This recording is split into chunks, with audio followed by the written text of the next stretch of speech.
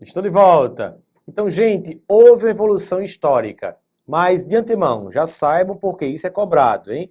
A partir do ano de 2000, a legislação começou a cobrar a inclusão dos programas dentro do PPA. Detalhe, dentro do PPA e também da Lei Orçamentária Anual. Moral da história, esses programas aparecem no PPA e na Lei Orçamentária Anual desde o ano de 2000.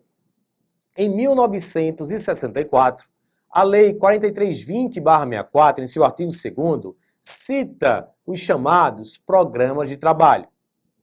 Mais adiante, Decreto-Lei 200/67, vou mostrar tudo isso a vocês.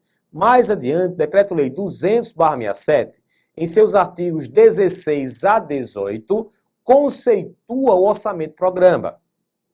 Em 88, a Constituição Federal dá essa nova configuração ao sistema orçamentário brasileiro, criando o PPA, criando a LDO e dando uma nova roupagem à LOA. Em 98, o decreto que eu acabei de mostrar, ele exige a inclusão dos programas no PPA e na Lei Orçamentária Anual. Então, para fixar, visualizem comigo. Então, gente, a partir do ano 2000, né, essa metodologia tornou-se obrigatória.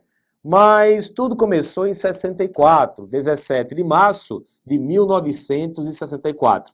Artigo 2º da Lei 4320/64. A Lei do Orçamento conterá a discriminação da receita e despesa, de forma a evidenciar a política econômica, financeira e o programa de trabalho do governo, obedecidos os princípios de unidade, universalidade e anualidade. Vejam que desde 64, o que temos aí? Desde 64, o programa de trabalho foi citado pela Lei 4320/64. Em 67, Decreto 200/67, artigo 16. Em cada ano será elaborado um orçamento-programa. É um conceito de orçamento. Orçamento-programa, que pormenorizará a etapa do programa plurianual a ser realizada no exercício seguinte e que servirá de roteiro à execução coordenada do programa anual. Em 88, a Constituição Federal estabeleceu o modelo atual do Sistema Orçamentário Brasileiro, PPA, LDO e LOA. Em 98, o decreto, que já falei, artigo 1º, exige a inclusão desses programas no PPA e também na Lei Orçamentária Anual. Então, temos essa evolução histórica. Em 64, a 4320/64 apenas cita os programas de trabalho. Em 67, o decreto 200/67, decreto aqui é programas, hein? Aqui, programas de trabalho. Em 67, o decreto 200/67 conceitua o orçamento-programa. Em 88, o modelo da Constituição Federal, PPA, depois LDO, depois LOA, não é? Em 98, o decreto exige aqui, a inclusão dos programas no PPA e a inclusão dos programas na Lei Orçamentária Anual. Então, essa foi a história. E daí temos a integração entre o plano e o orçamento, pois dentro do PPA temos o quê? Programas. Dentro da LOA também temos os programas. Os programas do PPA atual, o PPA que vai de 2016 a 2019, foram classificados como programa temático e programa de gestão, manutenção e serviços ao Estado. Então, cuidado, se a banca cobrar os programas atuais, hein? Programa temático e o programa de gestão, manutenção e serviços ao Estado. O programa temático é aquele que vai ofertar um produto para a sociedade. Quem vai ganhar, gente, com o programa temático é a sociedade. Exemplo, um governante, ele quer construir uma escola. Ele vai construir essa escola através de um programa temático, pois o produto, que é a escola, será ofertado para a sociedade. Uma campanha de vacinação. através de um programa temático. Então saibam disso. Quando o produto, que pode ser um bem, pode ser um serviço, for ofertado à sociedade, você estará diante de um programa temático. Agora, se o produto for ofertado ao próprio Estado, você estará diante de quê? Estará diante de um programa de gestão, manutenção e serviços ao Estado. Vamos à questão que eu selecionei na tela? É a questão de número 10. De acordo com a legislação em vigor, toda ação finalística do governo federal deve ser estruturada em programas orientados para a consecução dos objetivos estratégicos definidos para o período do plano. Os programas serão estabelecidos em atos próprios de cada ente da federação, mas deverão privilegiar a descentralização, a integração com estados e municípios e a formação de parcerias com o setor privado. Exatamente! Aprenderemos mais adiante, quando estivermos aqui trabalhando em cima da despesa, que há uma classificação chamada de classificação programática. Classificação programática. Essa classificação estruturou a despesa em programas, aqui 4 dígitos, depois vem ação, mais 4 dígitos, depois vem o subtítulo, também mais 4 dígitos. Esses programas poderão ser classificados como temático ou programa de gestão. Cada estado, cada município e a União vai elaborar a sua própria estrutura programática, obedecendo, logicamente, as regras da Portaria SOF 42/99. E para que haja essa integração com estados, municípios e primando pela parceria com o setor privado. Então, perfeita a questão de número 10. O PPA atual trouxe uma série de mudanças que eu destaco, pois ela poderá ser cobrada na sua prova. Essas mudanças estão ligadas a quê? A estrutura e a metodologia do PPA. Este modelo, PPA atual, fundamentado em uma leitura por temas de políticas públicas, buscou fortalecer o caráter estratégico do plano, evitando sua identificação com uma visão de curto prazo, mais própria dos orçamentos. Pois, gente, os programas, como eu já mostrei, aparecem no PPA e na LOA. Só que o PPA é estratégico e a LOA operacional. E como esses programas aparecem em um e no outro, estava havendo uma confusão. Olha, esse programa é do PPA ou é da Lei Orçamentária Anual? Esse programa é estratégico ou é operacional? Então, o PPA atual, que vai de 2016 a 2019, primou por mostrar a característica estratégica do PPA. Voltem. Continuo. O PPA deve apresentar os objetivos e metas da administração pública para o período de 4 anos, identificando as prioridades do governo, em linha com os planejamentos setoriais. Principais mudanças. As mudanças concentraram-se em 2 pontos. O primeiro foi reforçar o caráter estratégico do plano, estruturando em uma dimensão estratégica, contendo uma visão de futuro e um conjunto de eixos e diretrizes estratégicas. Então, o primeiro ponto da mudança é a dimensão estratégica, promovendo o quê? Visão de futuro, estabelecendo um conjunto de eixos e diretrizes estratégicas. Já o segundo ponto teve como foco qualificar o conteúdo dos programas temáticos, que passam a expressar com maior clareza as escolhas estratégicas para cada área, por meio de seus objetivos e respectivas metas, que, por sua vez, destacam de forma concisa as entregas mais relevantes e estruturantes para a implementação das políticas públicas. Então, o segundo ponto, ele procurou o quê? Qualificar o conteúdo dos programas temáticos. Gente, eu falei para vocês que esses programas aparecem no PPA e na Lei Orçamentária Anual. Mas como diferenciar agora um programa do PPA e um programa da Lei Orçamentária Anual. Isso é muito importante. Vejam como. Com a finalidade de criar condições para que o PPA estabeleça relações mais adequadas com todos os insumos necessários à viabilização das políticas, os programas temáticos do PPA 2016 a 2019 estão organizados em objetivos que, por sua vez, são detalhados em metas e iniciativas. Então, esses programas do PPA, eles foram detalhados como?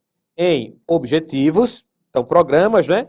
Detalhados em objetivos, metas e iniciativas. Lembre-se disso, POMI, POMI, programas do PPA. Então, no PPA temos programas e o detalhamento dos programas do PPA, que são programas estratégicos, é feito de que forma? Objetivos, metas e iniciativas. Aparecem programas no PPA, mas também temos programas na LOA. Olha só o artigo 8º do PPA atual. Os programas constantes do PPA, 2016 a 2019, só corrigindo aqui, estarão expressos nas leis orçamentárias anuais e nas leis de crédito adicional. Então, gente, programas do PPA, OMI, objetivos, metas, iniciativas. Programas da LOA para diferenciar, olha só, OMA, objetivos, metas e ações. Então, cuidado. Programas do PPA foram divididos em objetivos, metas e iniciativas. OMI. Programas da LOA, objetivos, metas e ações. OMA, para não confundir. Mais uma questão? Questão 11.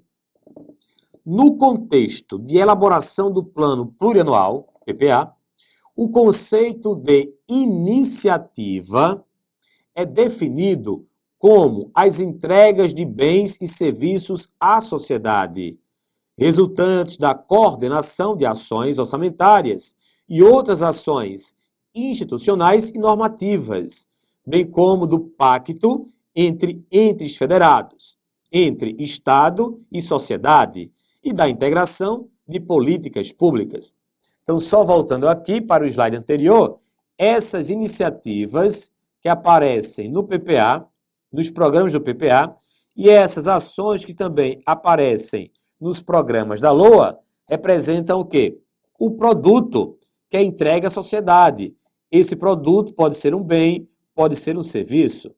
Bem ou serviço. Então, a banca veio e colocou assim. No contexto de elaboração do PPA, o conceito de iniciativa é definido como as entregas de bens e serviços à sociedade, exatamente, resultantes da coordenação de ações orçamentárias e outras ações institucionais e normativas, bem como do pacto entre entes federados, entre Estado e sociedade e da integração de políticas públicas. Perfeita a questão de número 11, corretíssima. Dimensões do PPA, para você não esquecer. Dentro do PPA, temos essas duas dimensões, a estratégica e a tática, dentro do PPA, hein? No PPA atual, a dimensão estratégica é composta pela visão de futuro, cenário macroeconômico, eixos estratégicos, diretrizes estratégicas. Então, como estou pensando uma questão, que será uma questão atual, uma questão nova, a banca cobrando a composição da dimensão estratégica do PPA atual. Visão de futuro, cenário macroeconômico, eixos estratégicos e diretrizes estratégicas, que orientam a elaboração da estrutura programática, especialmente dos programas temáticos, que compõem a dimensão tática do PPA, ao lado dos programas de gestão, manutenção e serviços ao Estado. A outra dimensão é a dimensão tática. O PPA atual, a partir de uma dimensão estratégica, detalha sua dimensão programática, representada pelos programas temáticos e de gestão, manutenção e serviços ao Estado, indicando os principais compromissos do governo para os próximos 4 anos. Para isso, foram estabelecidos eixos estratégicos. O PPA atual reforça o compromisso pela promoção do desenvolvimento econômico e social, com redução da desigualdade e criação de amplas oportunidades, traduzido em 4 eixos estratégicos. Então, se a banca cobrar quais são os eixos estratégicos do PPA atual, responda assim. O primeiro, esse aqui. Educação de qualidade como caminho para a cidadania e o desenvolvimento social e econômico. Segundo, inclusão social e redução de desigualdades, com melhor distribuição das oportunidades e do acesso a bens e serviços públicos de qualidade. Terceiro, ampliação da produtividade e da competitividade da economia, com fundamentos macroeconômicos sólidos, sustentabilidade e ênfase nos investimentos públicos e privados, especialmente em infraestrutura. 4. Fortalecimento das instituições públicas com participação e controle social, transparência e qualidade na gestão. Então, temos aí as grandes novidades que eu destaquei do PPA atual, que vai até o ano de 2019. Então, gente, em 88, como já dito aqui, o sistema orçamentário brasileiro foi completamente modificado pela Constituição Federal à época, onde atualmente temos a composição do sistema orçamentário com o PPA, a LDO e a LOA. Falei para vocês que o PPA foi criado em 88. Falei também que a LDO também foi criada em 88, mas disse que a LOA não foi criada em 88. Ela ganhou uma nova roupagem.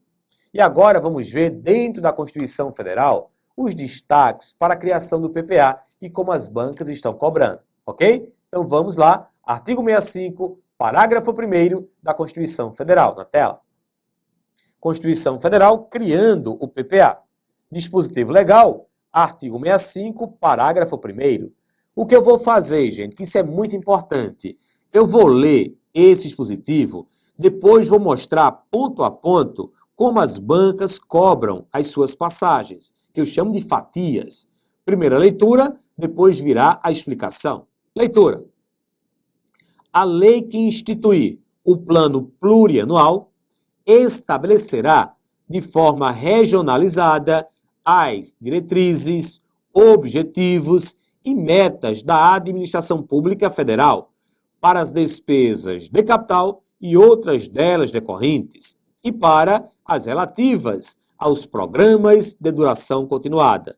Então, a leitura. Agora vamos à explicação. Olha a primeira fatia. A lei. Essa lei é uma lei ordinária, não é?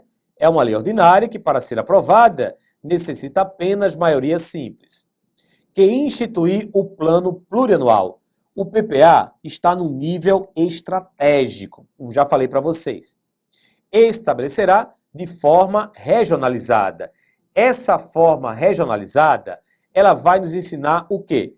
Quando o presidente, ou quando o governador, ou quando o prefeito estiverem elaborando, planejando estrategicamente as suas ações, como eles deverão pensar? Como essa forma regionalizada, ela estará presente dentro do PPA. É isso que as bancas vêm cobrando. Se for o PPA federal, qual o significado dessa forma regionalizada? Se for o PPA estadual, qual o significado? E se o PPA for de um município, qual o significado? Vamos ver. As regras definidoras da elaboração, estruturação e funcionamento do PPA, assim como a organização das demais leis orçamentárias, LDO e LOA, depende da aprovação da Lei Complementar Federal, citada no parágrafo 9º do artigo 165 da Constituição Federal. Olha ele aqui.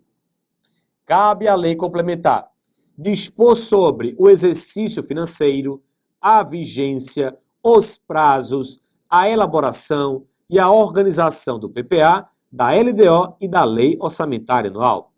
Gente, essa lei complementar, citada no artigo 65, parágrafo 9º, inciso 1, ainda não foi editada. Ainda não foi editada. Então, vale as regras que estão onde? Na 43...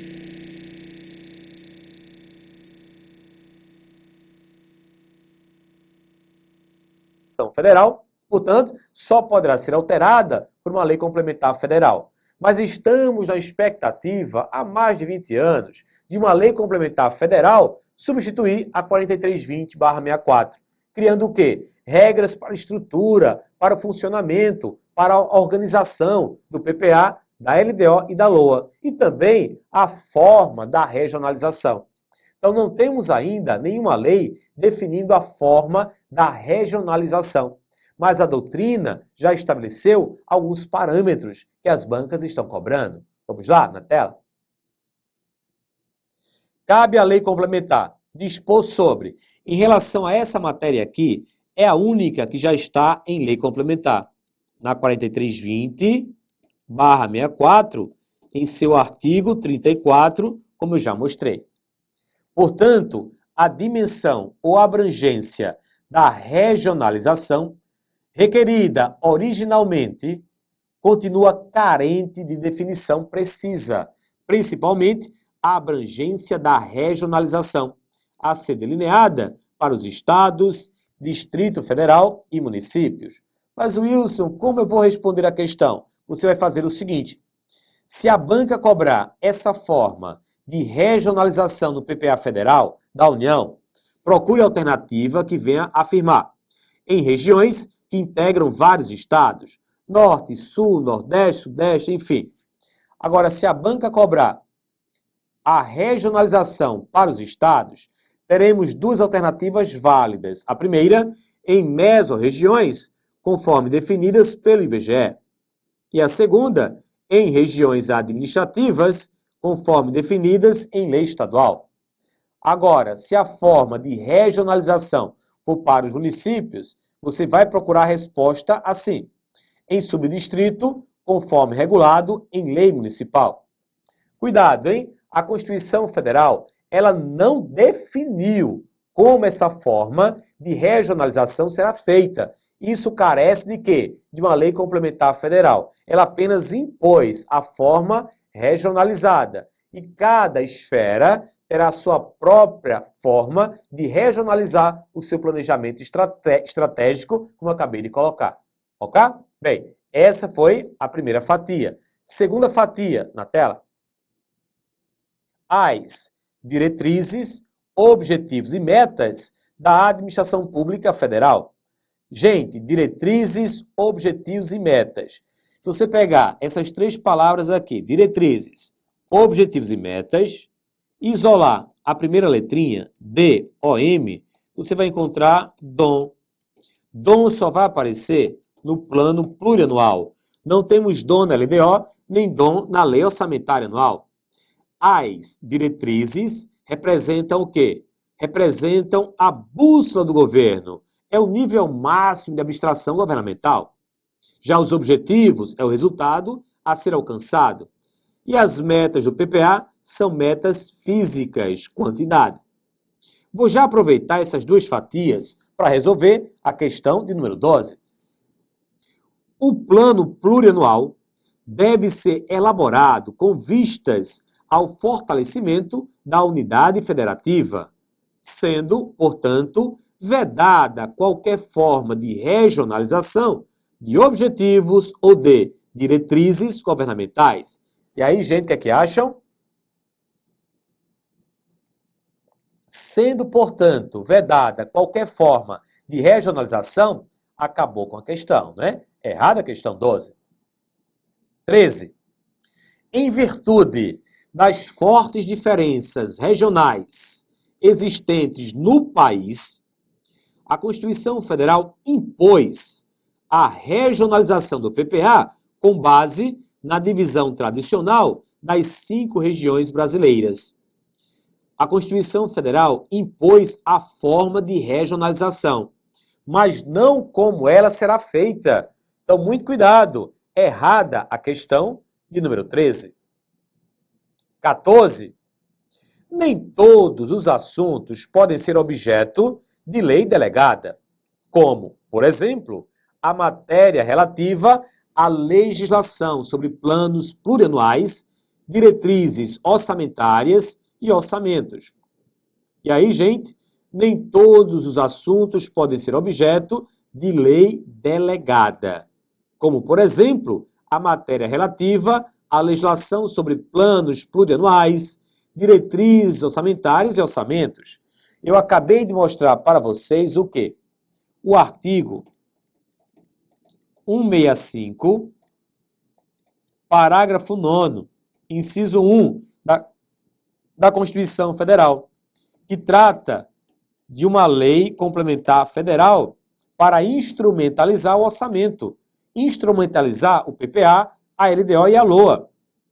Então, caberá a essa lei complementar federal. Então, nem todos os assuntos realmente podem ser objeto de lei delegada. Nesse caso, precisará uma lei complementar federal e não cabendo a delegação. A segunda fatia que eu destaquei para vocês estabelece o quê? Dono, como eu já antecipei, diretrizes, objetivos e metas. As diretrizes apontam ou traçam as direções, regulam os planos de governo, estabelecem critérios para o planejamento. As bancas estão cobrando atualmente as diretrizes do PPA. Para cada PPA, sempre teremos diretrizes diferentes. E o atual trouxe diretrizes diferentes do anterior. E eu recomendo que vocês levem para a prova. Olha só, artigo 4º do PPA. Para o período 2016 a 2019, o PPA terá como diretrizes: 1. O desenvolvimento sustentável orientado pela inclusão social. 2. A melhoria contínua da qualidade dos serviços públicos. 3. A garantia dos direitos humanos com redução das desigualdades sociais, regionais, étnico-raciais, geracionais e de gênero. 4. O estímulo e a valorização da educação, ciência, tecnologia, inovação e competitividade. Tem mais, para decorar tudo. 5. A participação social como direito do cidadão. 6. A valorização e o respeito à diversidade cultural. E 7. O aperfeiçoamento da gestão pública, com foco no cidadão, na eficiência do gasto público, na transparência e no enfrentamento à corrupção. 8. A garantia do equilíbrio das contas públicas. Então, gente, levem para a prova essas diretrizes que costumam cair. Além das diretrizes, temos o quê? Objetivos. Sempre associem objetivos a resultados, hein? Na tela. Objetivos do PPA. Indicam os resultados pretendidos pela administração. E, por fim, vem as metas. As metas do PPA são metas físicas, quantidade. Exemplo, olha só, metas de um programa 2016 a 2019. Alcançar a execução de 64% da carteira contratada de 834 intervenções em assentamentos precários. Então, as metas do PPA são metas físicas. Lembrando que o PPA, ele vai contemplar programas, né? Aí temos aqui, ó, programas do PPA, depois vem objetivos, depois vem as metas, que são metas físicas, e por fim vem as iniciativas, que representam os bens, os serviços entregues à sociedade. Exemplos de iniciativas: apoio à urbanização de assentamentos precários por intermédio da execução de ações integradas de habitação, infraestrutura, regularização fundiária e inclusão socioambiental. Outra iniciativa que eu vou entregar à sociedade, a articulação com o programa Minha Casa Minha Vida para o reassentamento ou remanejamento de famílias nas obras de urbanização, de assentamentos precários, contenção de encostas, saneamento, transporte e mobilidade urbana. Mais uma iniciativa, articulação com a Secretaria de Patrimônio da União para destinação de imóveis da União ocupados por população de baixa renda. Mas não paramos por aí. Temos outras fatias que as bancas vêm cobrando. Daqui a pouco eu volto a explicar. Até já.